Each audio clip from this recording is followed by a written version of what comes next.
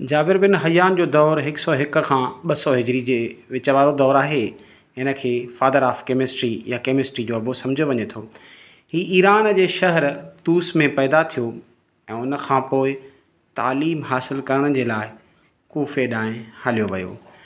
Jabir bin Hayyan इमाम जाफ़र सादिक जो शागिर्दु हो ऐं हीउ उन वटां साइंस ऐं रूहानियत जा सबक़ पिराया। जाबिर बिन हयान जो केमिस्ट्रीअ में किरदारु, हूअं त जाबिर बिन हयान बायोलॉजीअ में बि सुठो किरदारु अदा कयो, पर केमिस्ट्रीअ में हिन जो अहम शयूं कहिड़ियूं आहिनि। Jabir bin Hayyan nitric acid ऐं हाइड्रोक्लोरिक एसिड खे तजुर्बाती तौर ते ठाहियो या ईजाद कयो, दरियाफ़्त कयो। उन खां सवाइ जाबिर बिन हयान कपिड़नि खे रंग ॾियण जो तरीक़ो ईजाद कयो ऐं जाबिर बिन हयान धातुनि खे साफ़ करण जो तरीक़ो पिणु सेखारियो।